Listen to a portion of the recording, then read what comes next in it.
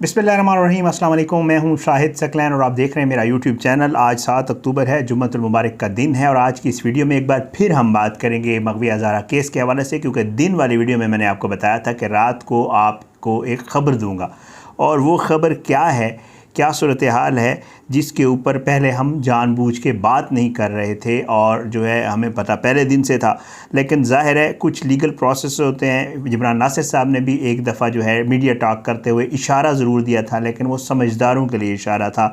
ज़ाहिर बात है जिन लोगों को वैसे ही समझ बूझ नहीं है तो वो इसके ऊपर क्या वो करेंगे या उनको समझ क्या आएगी। बहरहाल ये है जी कि आप पहले दिन से जब से ये मामला शुरू हुआ है और उसके बाद जब बच्ची को कराची ले जाया गया चाइल्ड प्रोटेक्शन में, तो आप लोग बार बार हमें कहते थे कि आखिरकार जो अली काज़मी हैं, जो वालिद हैं बच्ची के, वो क्यों नहीं चाइल्ड प्रोटेक्शन में कोई या अदालत में कोई दरख्वास्त देते और चाइल्ड प्रोटेक्शन जाके बच्ची से मुलाकात क्यों नहीं करते हैं, उसकी वजह क्या है। तो हम आपको बार बार कहते थे कि जी जब ये मौका आएगा, जब ये जब होगा तो उस वक्त हम आपको बताएंगे। तो आज उस हवाले से आपके साथ एक ख़बर शेयर करनी और साथ साथ चाइल्ड प्रोटेक्शन के जो ओहदेदार हैं, अफसरान हैं, उनकी कुछ दोस्तों से आज सहाफ़ी दोस्त जो है उनसे मुलाकात हुई है। उन्होंने जो है अदालती कार्रवाई के हवाले से क्या कुछ बताया है और क्या चीज़ें हैं जो प्रोपिगेट तो की जा रही हैं लेकिन उनकी असल में कोई हकीकत नहीं है। दिन में मैं उनके हवाले से कुछ चीज़ें आपको बता भी चुका हूँ, तो ये सारी चीज़ें आज की इस वीडियो में आपके सामने रखेंगे। मामला जी अब बच्ची से सिर्फ वाहिद मुलाकात का नहीं है, मामला है बच्ची से मुलाकात और मुलाकात के बाद लीगल गार्डियन, लीगल कस्टोडियन होते हुए उस बच्ची की वालिदैन को हवालगी।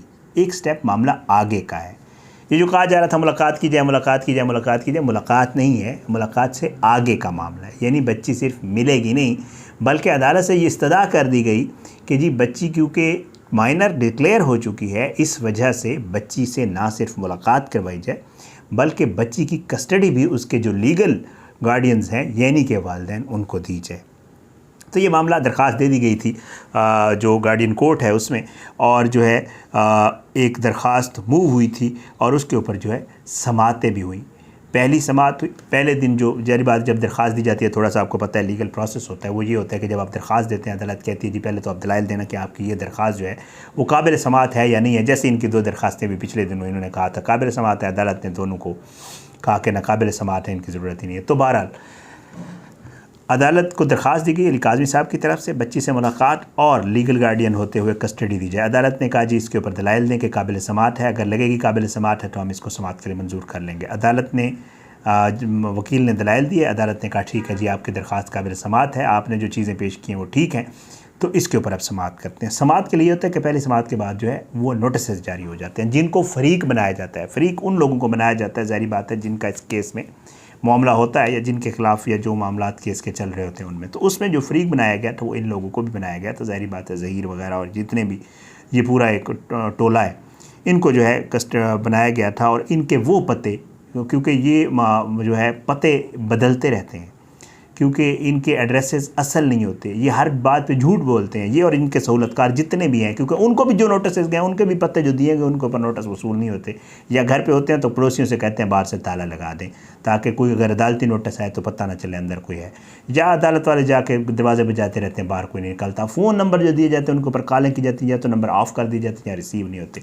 ये इनकी आदतन ये सारी चीज़ें ये करते हैं, ज़ाहिर बात है क्योंकि हैं ही इसी उसके लोग, तो ज़ाहिर है फिर उसी तरह की कार्रवाइयाँ होती हैं। तो बहरहाल जी जो पते दिए गए थे ज़हीर वगैरह के, उनके ऊपर जी नोटिस अरसाल हुए और वो नोटिस जो है वो भेज दिए गए। अब उसके बाद इनको रिसीव हुए नहीं हुए अल्लाह ताला बेहतर जानता है, अदालत इस चीज़ को चेक नहीं करती। उसके बाद दूसरी समात हुई, दूसरी समात के ऊपर इनकी तरफ से कोई पेश नहीं हुआ और उसके बाद जो है तीसरी समात हुई। तीसरी समात पर जी जो है वो ये हुआ कि जो एक्चुअल जज थे वो थे नहीं, तो दूसरी जज को जो है केस चला गया था।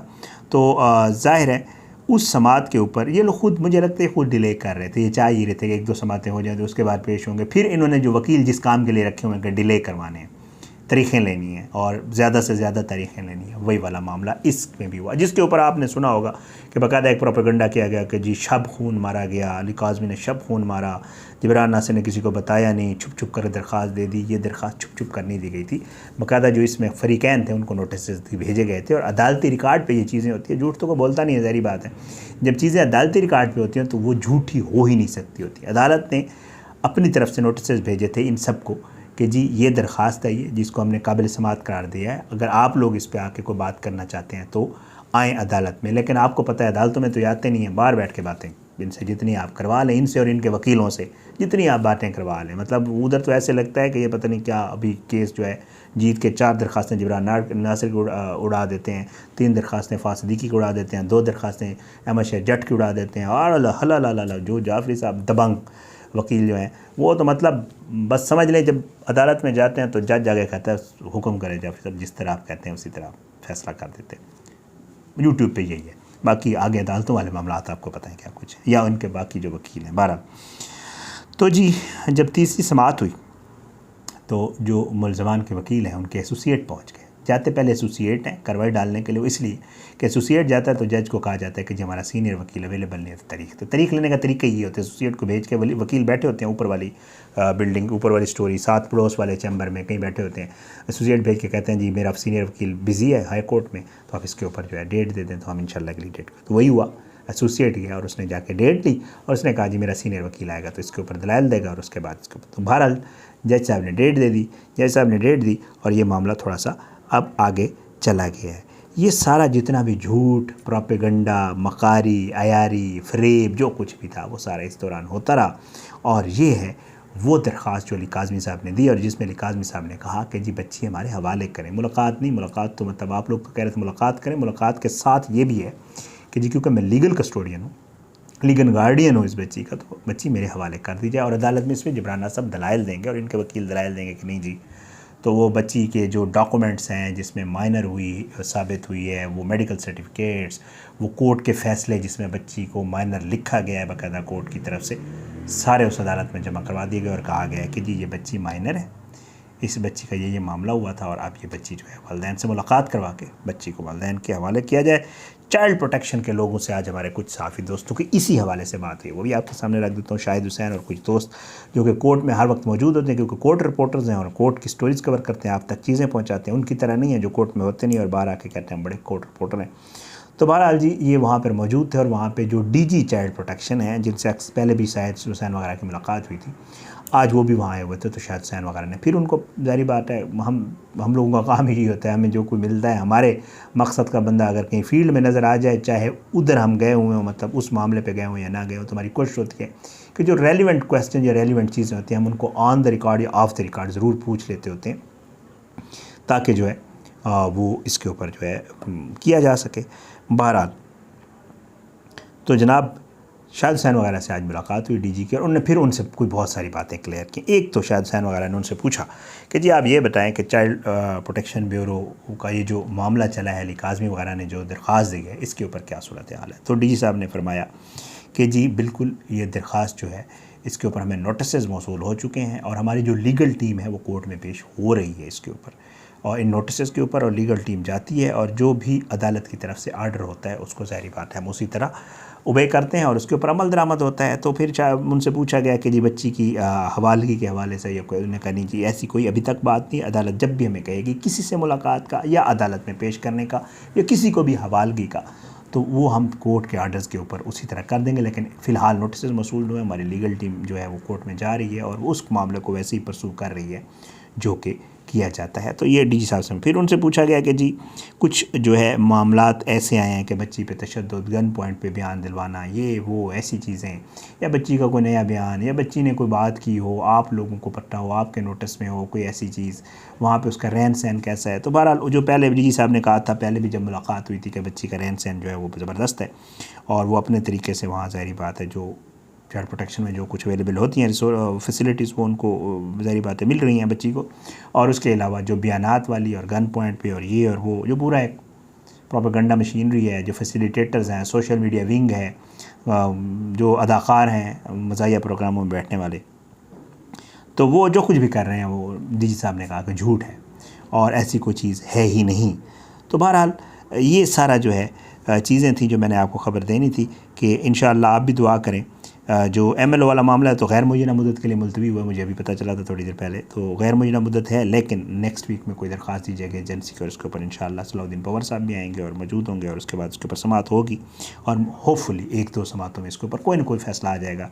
फ़ैसला क्योंकि एक मामला सब वीडियो से होता है तो बंदा उसके ऊपर ज़ाहिर बात है जज साहब की सवालियत होती है, कोई फ़ैसला भी चीज़ों को देख कर, तो ज़ाहिर है उसके ऊपर कोई फ़ैसला आ जाएगा। और साथ साथ ये वाला मामला भी चल रहा है, इसके ऊपर जो तारीख़ हुई है, तारीख़ को जब भी होगी इंशाअल्लाह तो 18 अक्टूबर दोबारा समाअत है। ये जो बच्ची की हवालगी वाला मामला है इसके ऊपर, तो इसके ऊपर भी इंशाअल्लाह जो है अपडेट्स जो भी आएंगी वो इंशाअल्लाह आपके सामने रखेंगे। ये जो है आज एक और मेरी अहम मुलाकात थी, हम वहाँ गए हुए थे, उसका मैसेज आपको ज़रूर देना चाहूँगा। आपको पता है कि ये सदर ममलकत और उनकी वाइफ से मुलाकात थी आज। तो स्पेशली जो है आप एक फ़ोन जब आप कॉल करते हैं तो आप मैसेज सुनते हैं ब्रेस्ट कैंसर के हवाले से, तो उसकी जो अवेयरनेस है उसके हवाले से भी जो है हम सबको किरदार अदा करने की ज़रूरत है। और मेरी बहनें, मेरी माएँ, मेरी बेटियाँ जो भी देखती हैं उन लोगों को इसके ऊपर इसकी जो अवेयरनेस वाली वीडियोस आई हुई हैं ना, प्लीज़ वो ज़रूर देखें और इस चीज़ के हवाले से थोड़ा सा सीरियसली देखें भी सही और थोड़ा सा टाइम निकाल के इसके ऊपर ख़ुद भी थोड़ा सा पर्सनल चेकअप जो होता है वो ख़ुद भी करें, या अगर कोई खुदा न खास्ता मसला हो तो डॉक्टर को भी ज़रूर दिखाएं। ये आखिर में ज़रूर कहना था, ये पब्लिक सर्विस मैसेज है, ये सवाब है, ये समझ लें सदका जारिया है। अगर मैंने आपको कहा है तो आप किसी और को कह देंगे, और अगर किसी का इससे भला हो जाएगा तो वो जो है इंशाअल्लाह मुझे भी और आपको सबको अजर मिलेगा। तो आज जो है इसका आपको पता है पूरा एक मंथ मनाया जाता है। अक्टूबर में ये ब्रेस्ट कैंसर का डे होता है और उसमें फिर पूरा एक मंथ मनाया जाता है, तो उसमें अवेयरनेस दी जाती है ब्रेस्ट कैंसर के हवाले से पाकिस्तान में। तो इसके ऊपर भी ज़रा सब लोग, मेरे जो भाई देखते हैं, बहनें देखते हैं, जो भी देखते हैं, बहरहाल ये सबका एक मतलब हमारे घरों में है तो कॉमन मसला है ज़ाहिर है।